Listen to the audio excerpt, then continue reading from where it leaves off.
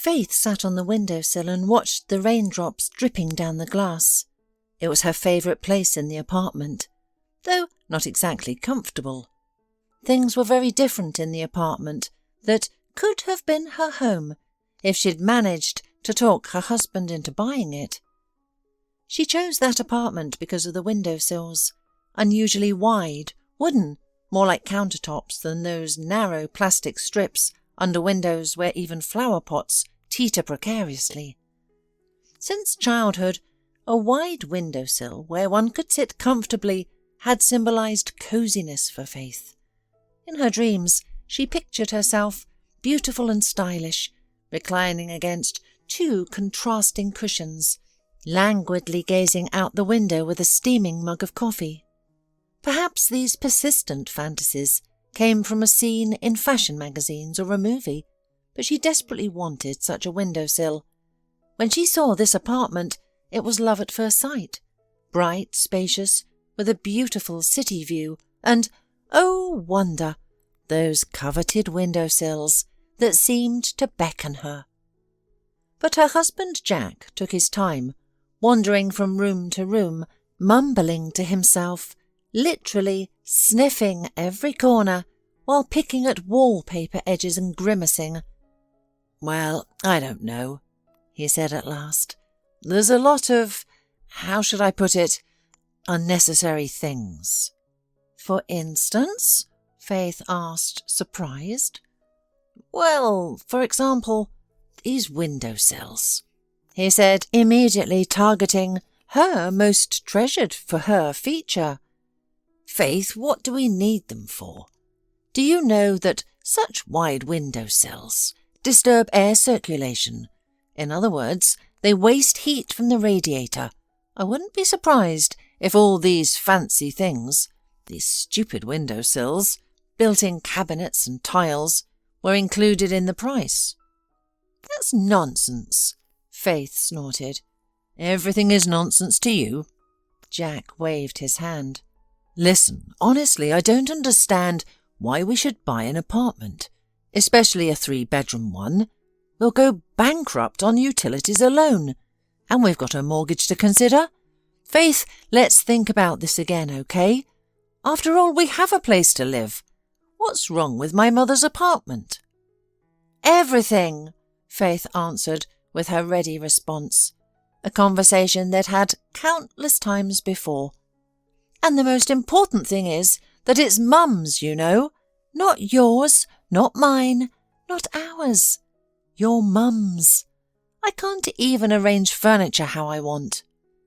Don't you mind that we're living not just as a couple, but as 3 people? There are some inconveniences, sure, but at least we can save money instead of going into debt." Jack offered his trump card argument. Yes, the only point worth considering. Faith sighed wearily.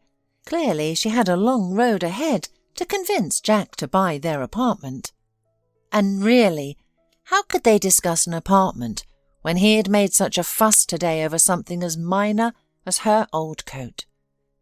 "Jack, listen, I think I need a new coat right away." Faith studied her reflection in the mirror. Late autumn had brought freezing mornings, and despite driving to work, the October chill still crept under her coat before she could reach her car's warm interior. She needed warmer clothes if she planned to stay healthy, until she and Jack started thinking about children. She loved her spring coat that looked like a cosy, grey-brown plaid, the way people love perfectly fitting clothes that become like a second skin over the years. She'd bought it long ago during a trip abroad, and it had become a faithful companion, keeping her warm on cold days, flattering her figure, and even improving her posture. It was one of her favourite possessions, but sadly all good things must end. The mirror revealed the truth clearly now. The lapels and hem were visibly frayed, and the once fine English wool, despite its quality, looked shabby. Worst of all, one of the large patch pockets near the bottom had a mortifying hole that had caused her considerable distress last year. Summer had erased the memory of the torn coat, and Faith had never developed the habit of preparing her wardrobe before each season. Consequently, she always started winter in a wrinkled down jacket, greeted autumn and spring in a creased coat, and her favourite coat typically took 2 weeks of wear to lose its storage wrinkles. Now suddenly, remembering the hole, she literally groaned at her reflection. "Look what a mess!" She slipped her hand into her pocket and wiggled her finger at the hole. "I'm terribly upset, but I can't wear this any more." "Why not? It's a fine coat." Jack suddenly spoke up. "It's English-made, not even worn out. You can't buy such quality now. It's wonderful, no doubt, but I can't walk around with a hole in the most visible place. I don't work in a vegetable garden or as a janitor. I can't show up to work looking like this." "Faith, look, you're not going to buy yourself a cheap coat, are you? I know you. You'll prefer buying an expensive and quality one, but we just don't have it right now. And you're worrying about the coat for nothing." He walked over to his wife, who was stunned into silence.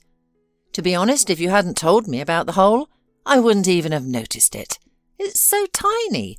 It's not even worth mentioning." "Tiny? No, wait!" She looked at her husband with determination. "There is a lot to discuss, Jack. I don't understand what's going on. How come I can't even buy myself a coat? Where does our money go? We work? Well, I do, anyway." "I knew it. I knew you'd give me a hard time about this. So go ahead, say I'm living off you." Jack's voice rang with resentment. The woman was frightened. "No, Jack, you misunderstood me," she mumbled guiltily. "I didn't mean to offend you at all. I realise this can happen to anyone. You're out of a job. Of course it's sad, but we're a family. We'll manage." Jack stood at the window with an expression of wounded dignity. "Well, darling, please excuse me."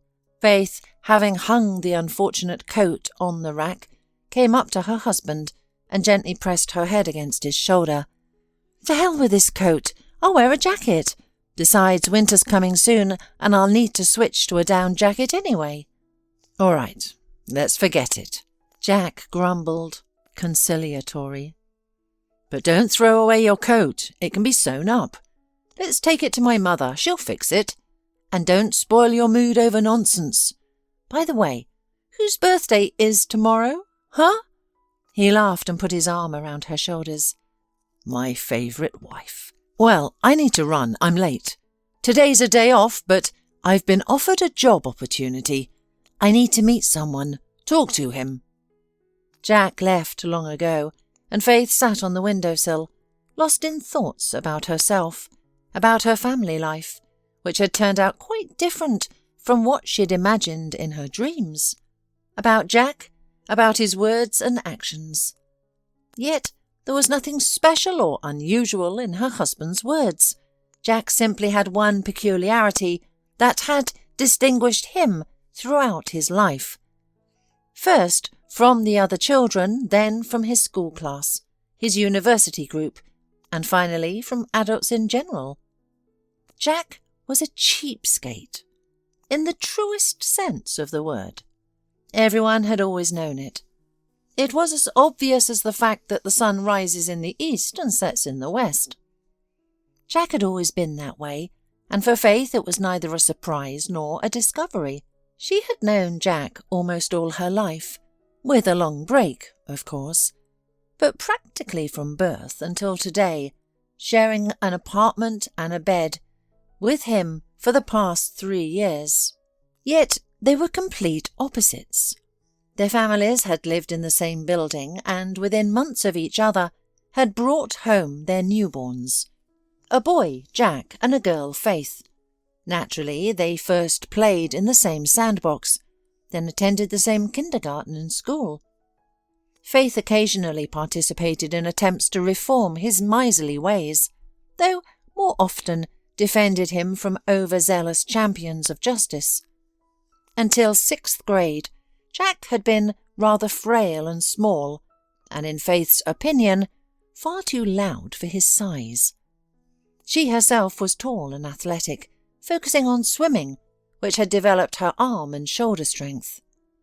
She regularly used this strength to defend her neighbour from bullies who disapproved of his behaviour. Though Jack sometimes irritated her too, he received far more help than fighting from Faith. When Faith and Jack grew up, their paths diverged.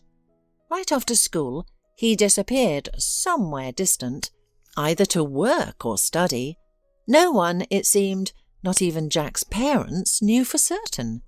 Meanwhile, Faith attended university, earned an economics degree, and began working at a small firm. Life happened in such a way that the firm's business quickly went uphill. Turnover and profits grew, and along with all this grew Faith's career.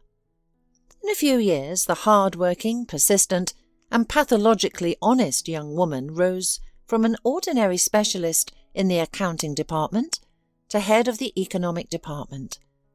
Despite earning enough to buy a decent apartment, she was in no hurry to get her own place and continued living with her mother. She had no father for so long that Faith herself didn't remember if he had ever been there. Mum worked, it seemed, around the clock, frantically trying to deal with Faith and her older brother during brief breaks between her work shifts. Personal life was something she apparently didn't even think about. By the time Faith and Tucker grew up, their mother had neither strength nor desire for it. Faith, now an adult, felt too sorry for her mother to leave her alone in the quiet, empty apartment. That's why she lived in her childhood room, still covered with pink, though quite yellowed wallpaper. "Faith, you should at least change the wallpaper in your room," Mum would laugh quietly. "What for?" Faith would joke back. "I look at it and feel like a little girl." "Always sitting at home in the evenings. Look, Faith, you'll die here an old maid," her brother would tease during his occasional visits home. "Listen, let me introduce you to some of my friends." "Why not? I know some decent guys. We'll find a younger one, clean him up, give him a haircut, maybe even a shave, and get you married." "I can do without you and your friends." Faith would wave him off, but Tucker, though not meaning to offend his sister, had inadvertently touched her soul. Jokes aside, Faith's single status was indeed dragging on. Celebrating her 29th birthday, she sat before the mirror and asked herself frankly, "What is wrong with you, Faith? Why are you still alone?" The question required serious reflection because generally everything else was in order. She was healthy, educated, independent, self-confident, and with a well-paid job. At work she managed a department of 7 people. She had many friends, including her dear friend Mary.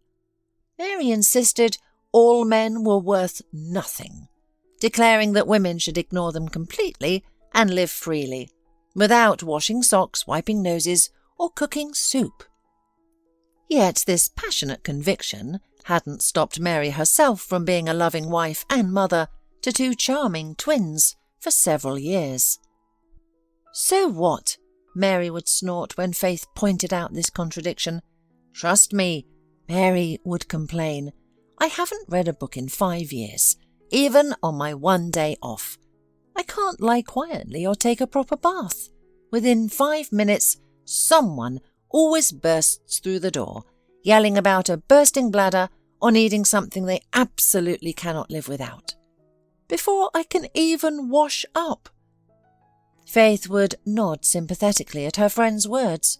Of course, it seemed horrible that a woman couldn't even take a peaceful bath.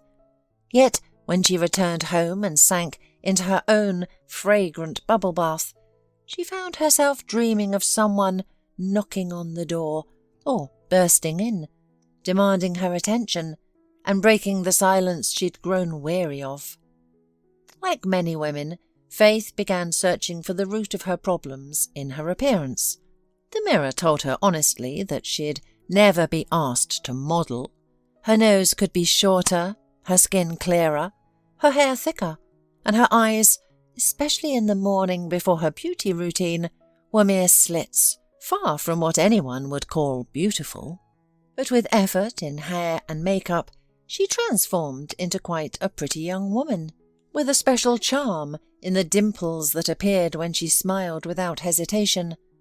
Her figure was still good, thanks to 8 years of swimming and athletic discipline. Lately, she'd noticed some concerning signs that her fitness was waning, and perhaps it was time to consider a gym membership or return to swimming, but nothing was critical yet. Not enough, at least, to be the main cause of her loneliness.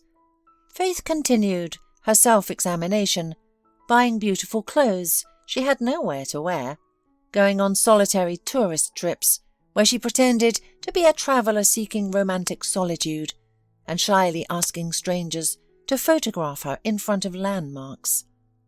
As a rule, the photos turned out completely ridiculous, with her twisted or clenched face and bulging eyes. However, she didn't dare, or didn't have an opportunity to retake the shot, though she wanted pictures where she looked beautiful, with her hair flowing, not tousled, and most importantly, not alone. Faith sat in her friend's kitchen, watching as Mary stirred something in a pot with one hand, while holding a phone to her ear with the other, somehow managing to scold her mumbling son with a menacing look. "Mary, how do people actually meet nowadays? Where?" she asked when Mary hung up the phone, shooed her troublemaking kid out of the kitchen. Her friend, stirring something hopelessly burnt, launched into a tirade about foolish women who, instead of living peacefully and enjoying life, were looking for a noose around their necks. A few months ago, Mary lent her friend a stunning rhinestone-studded dress and sent her to a fashionable art exhibition, where, according to her, one might meet some decent prospects. Decent prospects may have been there, but none approached Faith with marriage proposals, and she herself didn't venture beyond trivial conversations with a few acquaintances. Then came the trip to an upscale country hotel, for which Faith, internally wincing, spent enough money to fund a month-long island vacation. Given the accommodation prices, there should have been herds of eligible millionaires roaming about, and indeed one specimen with a whiskey glass did try to strike up a conversation with the lonely, bored Faith, but when she noticed the telling untanned strip on his ring finger, she promptly disappeared into her room. "Well, you could have at least talked to him.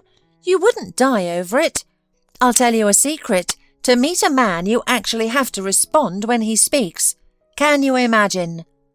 Maria was furious when Faith reported the trip's 0 results.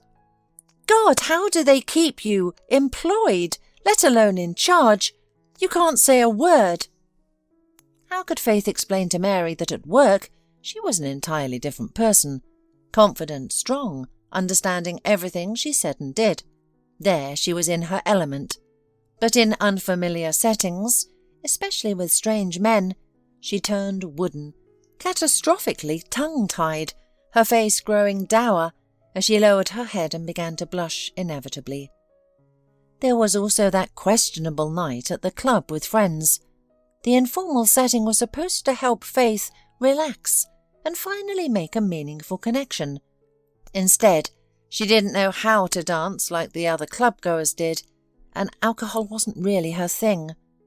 After sitting stiffly until midnight, thoroughly deafened by the unusually loud and harsh music, she gratefully escaped into the fresh air. Following her failed debut as a public event star, Faith decided to take matters into her own hands and created an online dating profile. After carefully crafting her questionnaire, she waited for that special prince who surely must be searching the internet for her, and her alone. The outcome was unexpected. She received requests for bank card details, requests for provocative photos, and a suspicious link which she regretted clicking. After that, she abandoned online dating altogether. Still alone, Faith repeatedly convinced herself that she wasn't some unwanted failure, but rather an independent, self-sufficient woman who simply hadn't met the right man yet. But late at night, after confirming her mother's TV was off, she would bury her face in her pillow, her claims of self-sufficiency and independence dissolving into tears. Then her mother joined the campaign for her daughter's happiness, attempting to introduce Faith to various men. Mother's candidates, however, were typically world-weary and rather amusing. Faith politely declined these favourable matches, prompting her mother to lament that she would die without having grandchildren to dote on, conveniently forgetting that her eldest son Tucker regularly left his 2 little rascals in her care. The only thing her mother's interference achieved was making Faith consider buying her own apartment and start coming home later, after starting her mother's favourite evening shows. The woman was an ardent fan of soap operas, so engrossed in the TV and so concerned about the fate of various Brazilian or Turkish orphans that even her own daughter's problems temporarily faded into the background. One summer evening, Faith sat on a bench near the entrance, squinting in the gentle evening sun, waiting for the sounds of passionate Brazilian arguments to drift down from the open first-floor window. "Faith? You? Well, hello!" She heard a voice above her head. In front of her stood a tall, sturdy man with an incredibly familiar face. The face was so handsome that she momentarily forgot about trying to identify him, just staring instead. His stylishly maintained stubble framed his face perfectly, harmonizing with the dark hair that fell across his forehead. He looked like he'd stepped out of a Turkish soap opera. Faith, unlike her mother, wasn't particularly fond of such shows. Still, the young man before her was as striking as any leading man from those passion-filled dramas. "Jack!" Faith gasped in amazement. "Wow, look at you! I didn't even recognize you at first. Listen, we haven't seen each other for about 8 years, right?" "Yes, longer perhaps. Probably since high school." Jack smiled. "Well, tell me, how are you doing?" Faith asked and moved over on the bench, politely making room for Jack. He sat down beside her readily. Nothing special. Nothing to brag about. I tried working in the north, but couldn't handle it. Can you imagine? It's cold there." "Really? Who would have thought?" Faith laughed freely and easily, in a way she hadn't for ages. "Yeah, I'm shocked myself." Jack joined in her laughter. They sat, talking about everything, reminiscing about their turbulent childhood. Jack even thanked Faith sincerely for her long-ago intercession, which he still remembered. "By the way, why are you still sitting here, not coming home?" Jack suddenly asked. "You still live here, right?" "Yes, I live here as I used to," she nodded. "With Mum? Are you still single?" Jack suddenly asked.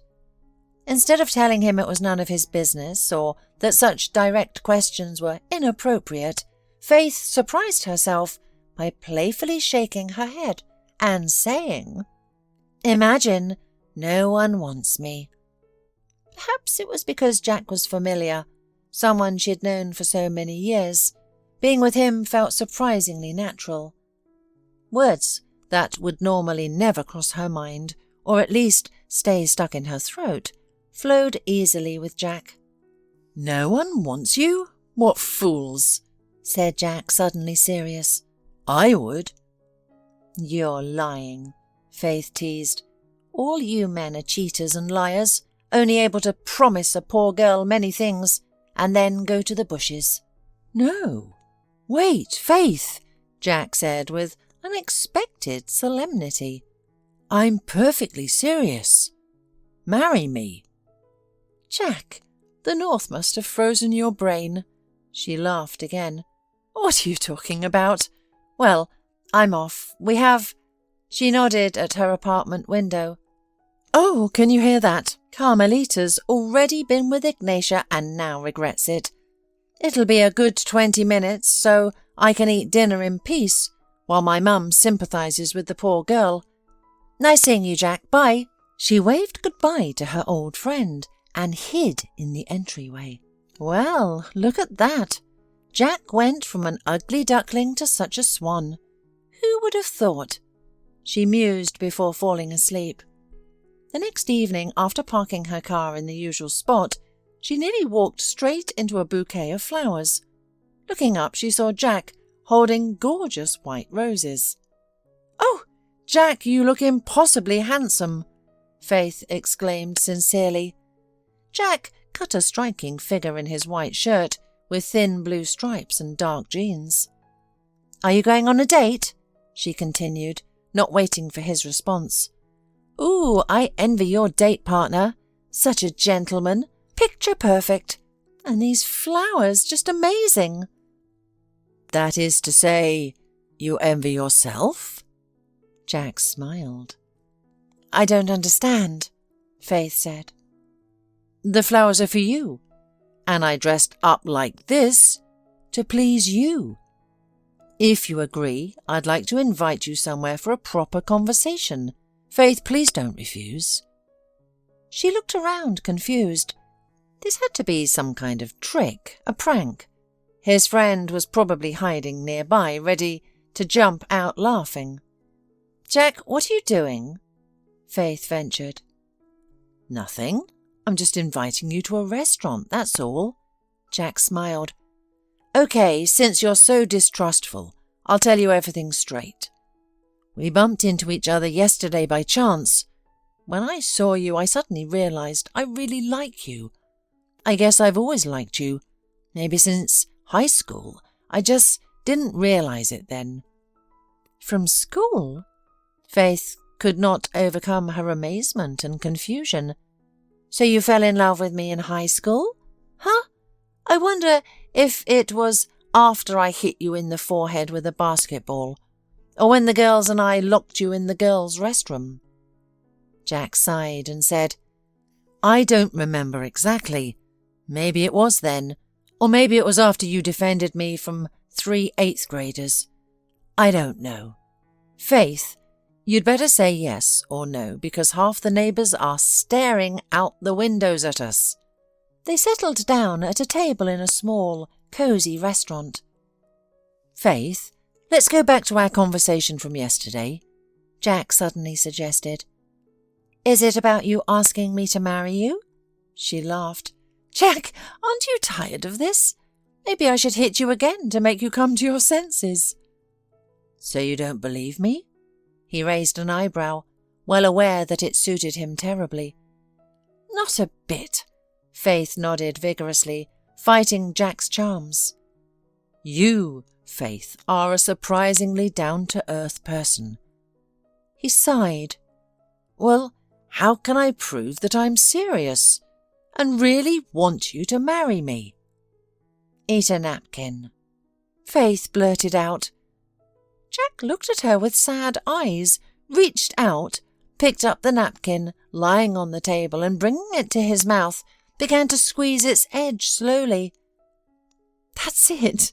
I believe, stop it, Faith whispered, looking around and wincing with laughter. I agree. The next day, Faith sat in the kitchen and tried to explain herself to her mother. Mother, I am 29 years old. 29! And I've kissed once in my life, and that was mistakenly, someone else's mistake, because they thought I was someone else in the dark. Faith grinned and looked at her mum. Yes, it probably all looks strange from the outside. Hasty, maybe even stupid, to marry after a few hours of meeting. But what hours, Mum? I've known Jack for 29 of my 29 years. That's certainly not what you'd call a hasty acquaintance, is it? What does it have to do with how long you've known him? Mum looked at her daughter more seriously than ever. "How can you marry without love, without real feeling? It's not right, my daughter." "I don't know how wrong it is, Mum, but I'm tired of being alone. And Jack is the only man who's interested in me, genuinely interested, and I can feel it. I know him like the back of my hand. He can't fool me. But seriously, Mum, I like him a lot." A few months later, Jack and Faith married, to the amazement of the whole neighbourhood. "Well," laughed the neighbours, "now we believe in the saying, 'First comes fighting, then comes love.' They used to scuffle on the playground so terribly." To Faith's surprise, who had planned to discuss buying a separate apartment before the wedding, Jack suddenly said, "Faith, listen. Let's not rush this, eh? This is a serious matter. We shouldn't make hasty decisions. Let's save up some more money. I want to contribute my share too. I'm not a freeloader after all." That sounded reasonable and honourable. Besides, it turned out that Jack didn't mind sharing the apartment with Faith's mother. She suddenly threw herself into taking care of the young family, rediscovered her culinary skills, and began spoiling the children, as she called them, with masterpieces of home cooking. Jack quickly found work at a respectable firm as a sales representative, and, being naturally charming and sociable, began earning good money. On their wedding anniversary, Faith surprised them with a trip to the Spanish coast. But she had to convince Jack to accept it, because the visa and trip were already paid for, tickets bought and suitcases packed. "How could you?" he protested. "No, Faith, you can't do this. You didn't even consult me." "Of course I didn't consult you. I knew you'd never agree." Faith laughed. "Of course I wouldn't. Such money!" exclaimed Jack. "Jack, don't be angry. Let it be our gift to ourselves for the first anniversary." Faith hugged her husband and silently praised herself for downplaying the trip's cost when she'd told Jack. "Perhaps if he knew the full amount, he'd divorce me immediately," she thought jokingly. But soon it became difficult for her to pull such tricks, because Jack firmly took control of their family finances. He invested money at interest, transferred funds to a joint account, and even handled the grocery shopping and household items. "Oh, Faith, you're hopeless with money," he explained. "All you want to do is rush through the store as quickly as possible. You're always filling the cart with expensive items, and you shop at the priciest store just because it's on your way home. We'll never save anything that way, my dear." Faith shrugged and felt only grateful that she didn't have to go shopping anymore. A couple of years passed. Now she had a man by her side who, though sometimes behaving like the famous Scrooge McDuck, was gentle, attentive, caring. He always tucked in her blanket, made tea with lemon, and bought her favourite apples. But all that paled in comparison to what mattered most. She was no longer alone. Then Jack lost his job. His firm suddenly went bankrupt and let all employees go. "Should I accept a lower-paying position?" he asked his wife. "I don't want to lower our standard of living, but a job like my own one won't be easy to find." "Jack, dear," Faith exclaimed, "no one's saying you should take the first offer. Take your time, look around, compare options. We're not starving. We have money, clothes, shoes. I'm earning enough, so please don't worry." "All right then, it's settled. I'll look for a proper position while you support us both." Jack nodded calmly and turned on the TV. Perhaps it was at that moment that Faith first felt a sense of injustice. She was working like a horse, even taking on extra reports, something she'd never done before, while patching holes in her tights with nail polish. She was technically the head of the family, at least measured by income, Yet here she was, reassuring Jack not to worry, while he graciously agreed. Catching herself thinking this way, she scolded herself. "You've been quite awful, Faith. Jack's in a tough spot, and here you are counting who owns what. Some loving and faithful wife you are." Jack's unemployment stretched on. He'd disappear all day and return with a guilty, charming smile. He'd joke about tightening their belts and tell Faith not to get upset if the apartment she chose would be sold. Months passed this way, and now here she was, Faith, a happy wife and highly paid professional, sitting on the windowsill wondering how to work in a coat with holes. Her thoughts returned to that unfortunate coat. She could check if the hole could be fixed. Maybe she could visit her mother or Jack's mother to repair it. She could always hide that cursed hole by her purse. With a sigh, Faith slid off the windowsill and trudged to the coat rack where her favourite but worn-out coat hung. Running her palm over it, she suddenly felt something hard underneath. Pushing her coat aside, she found Jack's light jacket. Something long and rectangular bulged from the zippered pocket, stretching the thin raincoat fabric taut against its sharp corners. Faith gently pressed the fabric against the box and froze. Through the translucent material, she clearly saw the familiar name of the jewellery company. She knew exactly what kind of jewellery they sold and how much it cost. "Wow," Faith thought in amazement, sinking into the sofa. So Jack was planning to give her an outrageously expensive birthday present. Given the box size, it couldn't be a ring, though even their rings cost a fortune. "It's probably a bracelet or something massive. It must be insanely expensive," and I reproached him, thinking he's a cheapskate because of this stupid coat. He might have been saving up for a year for this gift, putting it off, worrying. The woman thought and laughed happily, leaning back on the sofa. "Faith, dear, happy birthday," she heard the next morning. She barely opened her eyes, as usual on weekends, and stared at her husband confused. Jack, radiant and almost dressed to leave, stood in the doorway. "Are you leaving?" she asked, trying to fully wake up. "Today's a day off." "Well, it's a day off for you, hard workers. For us unemployed lazybones, the day of the week doesn't matter." Jack smiled. "Seriously, Faith, I have to leave. Another conversation about a possible job. But I'll definitely be home tonight. Cake, wine, everything. Oh, I almost forgot the most important thing. Happy birthday, darling." He leaned over and kissed her cheek. "Here's a little present from me. Sorry it's modest, but such are the times." Faith stared at the red paper-wrapped package. The paper was suspiciously similar to the one she had used for Jack's last present. It was, but that wasn't the point.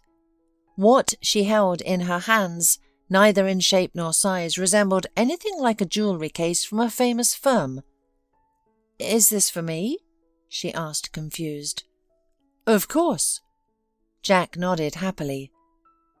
"And what's in your pocket? Who's that for?" Faith almost said it, then bit her tongue. "Thank you, sweetie. I'll see you tonight." Jack kissed her cheek once more and left. Faith gazed thoughtfully at the gift from her beloved and loving husband. It was a rather gaudy large mug with a drawing and inscription on the side. Her name, Faith, was written between curlicues, with the full added at the bottom in smaller print.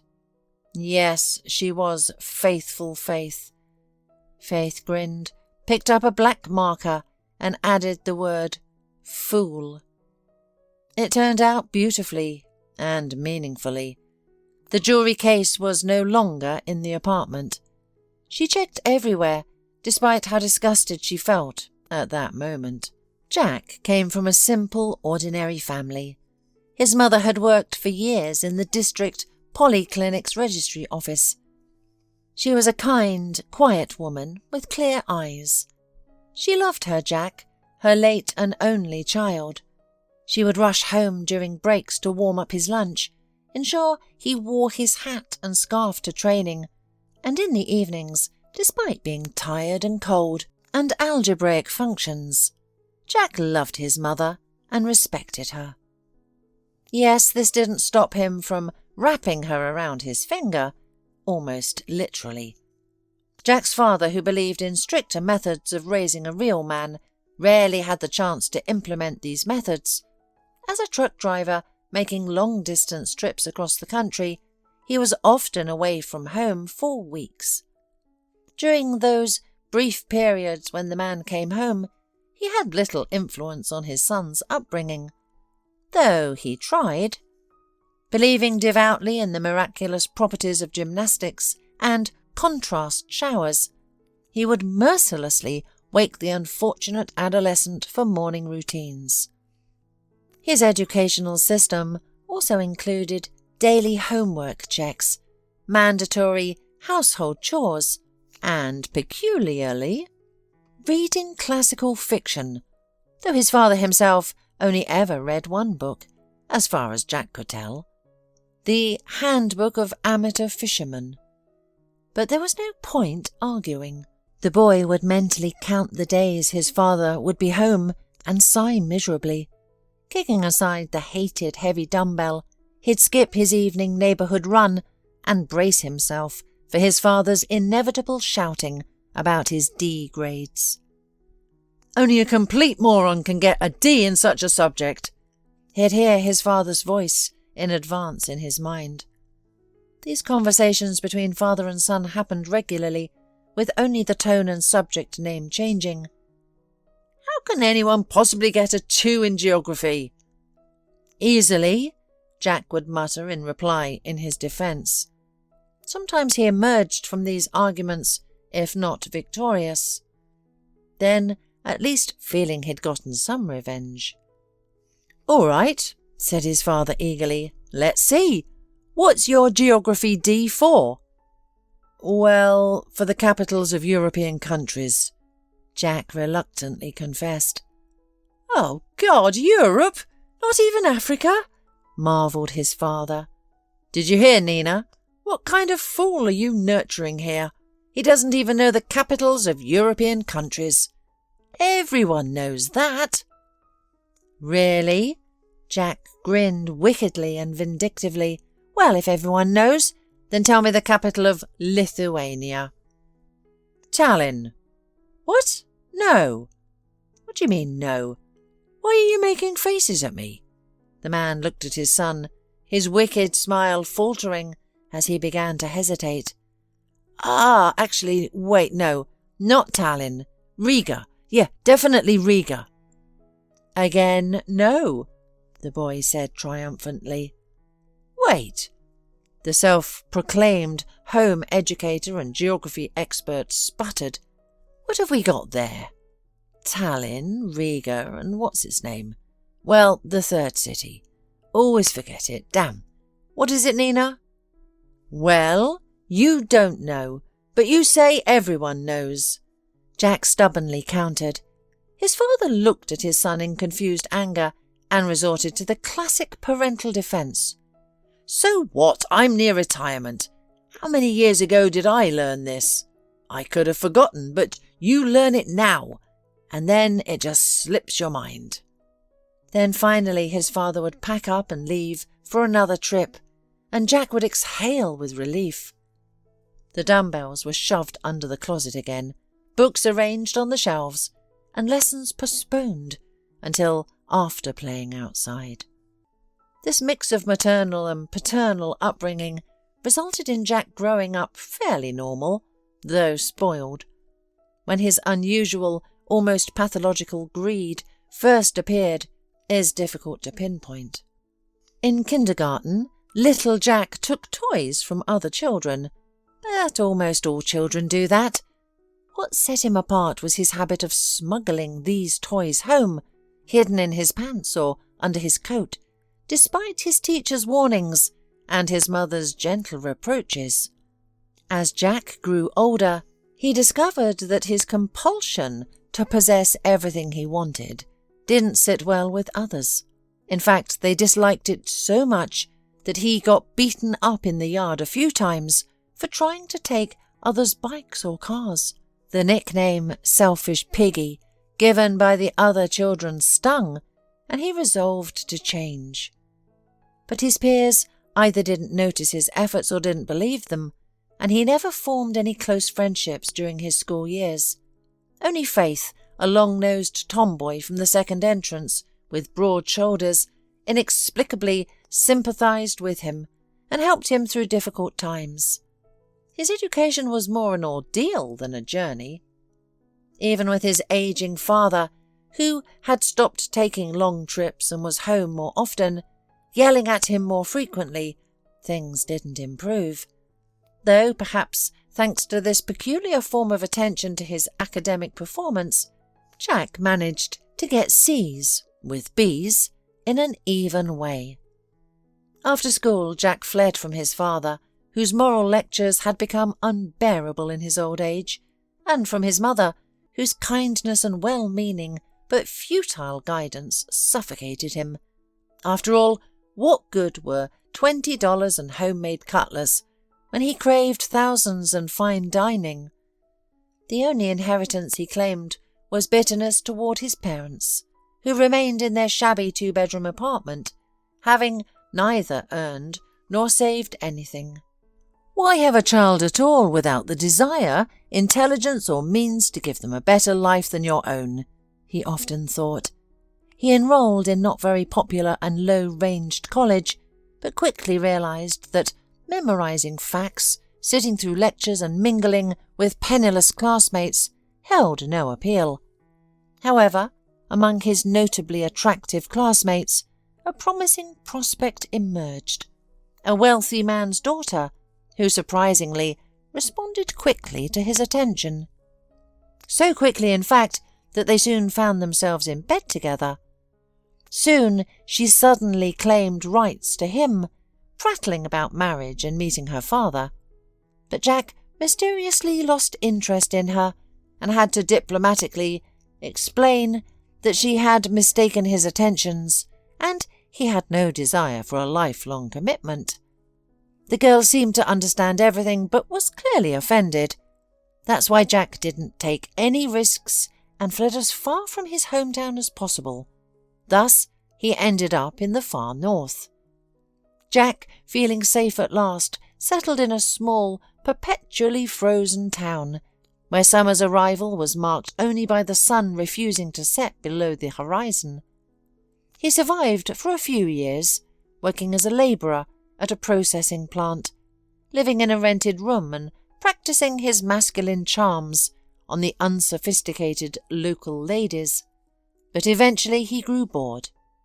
The cold never became familiar, even after several years.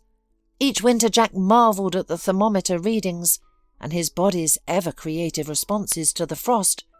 His organism, as he called it, never repeated the same reaction twice. During his first polar winter, Jack's fingers froze. In his second, it was his ears. He grew weary of the hard, dirty work that left every joint, ligament and bone aching. The mosquitoes tormented him in summer, leaving not mere marks, but holes in his skin so deep he felt he could peer inside himself. The local people remained strange and distant. Their constant smiling and shoulder-slapping struck him as foolish, as if they were pretending to be happy instead of admitting that life in this cursed land was unbearable, and they were all there out of desperation. And then there was the endless poverty. Despite decent wages and Jack's characteristic frugality, it wasn't what he'd dreamed of. He soon realized he wouldn't earn the money he needed here, even if he sacrificed all his extremities to the north. So he decided to return to his hometown, come what may. His first option was his parents' apartment. His retired father had grown insufferable over the years. Sometimes Jack felt the old man might slam his fist on the table any moment and yell, "What did you get in geography today, you bum? Show me your diary." His mother, also aged, was so overjoyed at his return that she seemed slightly unhinged. How else to explain the morning milk porridge and the ghastly, coloured shaggy sweater she began knitting for his winter wear? Jack endured it all while contemplating his next move. No profession, no job, no family, no housing, not even friends. A perfect situation for his approaching 30th birthday. "Mum, Mum!" Jack stood at the window, leaning against the frame and fidgeting with the curtain's edge, looking down into the yard. "Mum, who's that? The one with the white car pulling out. Is that Faith?" His mother joined him at the window. "Yes, that's Faith." "The latest model car?" Jack muttered under his breath. Then, louder, "Why is she around here? Visiting her mother?" "Visiting? No, she lives here just like before," the mother said. "Here?" Jack raised his eyebrows. "In the same apartment as her mother?" "Why not, if they're comfortable?" "It's not about comfort, Mum," Jack grinned. "It's just that at our age, parents can sometimes get in the way. Pardon my frankness." "Well, nobody interferes with Faith," his mother replied, slightly irritated. "What's wrong with you, son? You're so difficult to understand. Our Faith hasn't developed a personal life yet. She lives here with her mother, and honestly, I think she's afraid to leave her alone. The poor woman has been having heart problems lately. She's—" "Listen, Mum," Jack cut her off, uninterested in the elderly neighbour's ailments, but eager to learn more about the young woman with the fancy car. "So you're saying Faith lives with her mother? Has she never been married?" "No, and I don't understand why. Faith was always such a nice girl, and now she's pretty, independent, earns good money." "Earns?" Jack asked, trying to mask his keen interest. "Yes, imagine. Faith's such a clever girl. She's achieved everything on her own. Her mother told me she's the head of finance at a big firm. You know it. We even have their advertisement in front of our market." Jack nodded seriously. The company name on the billboard his mother mentioned was well known to him. It wasn't just big, it was enormous, and now it turned out that their Faith was practically the chief financial officer. The conversation grew more intriguing. "Why doesn't she buy her own apartment, if she earns good money?" Jack asked. "I've already explained." Mum threw up her hands in frustration. "She doesn't want to leave her mother alone. It's no picnic living by yourself. Though her mother mentioned that she has savings for an apartment. God willing, everything will work out for our girl, and a good man will be found. Do you remember her brother Tucker? He already has 2 boys." The mother continued to say something, but Jack didn't listen to her. He already knew everything he needed to know. Faith continued to live with her mother, and to all appearances, she had no one. Well, seriously, anyway. She has money, and it looks like a lot of money. Just look at the kind of car she drives. No, he wasn't exactly self-serving to the core. He really liked her, and it wasn't his fault that this pretty young woman was also wealthy. It was just a coincidence. Why should he, Jack, be embarrassed about anything? Faith had grown up quite handsome during these years while he was in the north. She had stopped wearing stretchy jeans and t-shirts. Instead, she had moved into strict, stylish pantsuits that fit her perfectly. Her once perpetually wet, pool-damaged hair that used to be carelessly twisted at the back of her head was now worn long and blonde just below the shoulders, thick and shiny. In general, Faith had blossomed into, if not a beauty, then at least quite an attractive young woman.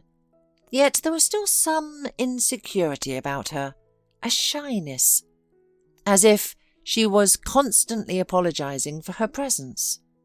It was strange, but it was striking even to him as he watched his old acquaintance from the second-floor window. The strategic plan was clear, and after catching up with Faith, one evening as she sat on a bench, he began to put it into practice. The watch on her wrist and the obviously diamond earrings only confirmed the correctness of his actions. Marry this girl. Faith, save up money, lots of it, and buy a really decent apartment, or better yet, a house, so that there would be something to share in a divorce, if it came to that. And really, how bad could it be? The main thing was to get out and not return to his crazy father and mother with her prickly wool green sweater. That's what he thought at the time, and it all worked out. He'd lived 3 great years on Faith's money. Honestly, let them not believe him, but he would have lived like that forever. Perhaps over time he would have truly grown attached to Faith and begun to feel real tenderness for this naive and kind simpleton, beyond mere gratitude. And from there, love wouldn't be far behind. Perhaps they would even buy that very apartment with the ridiculous oversized windowsills, and they'd have a child, or even 2, and live happily ever after. Why not?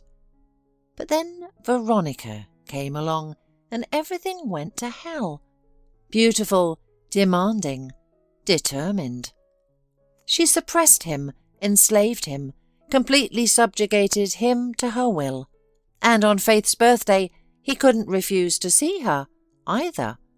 He could never refuse her anything at all, especially since it was a great occasion.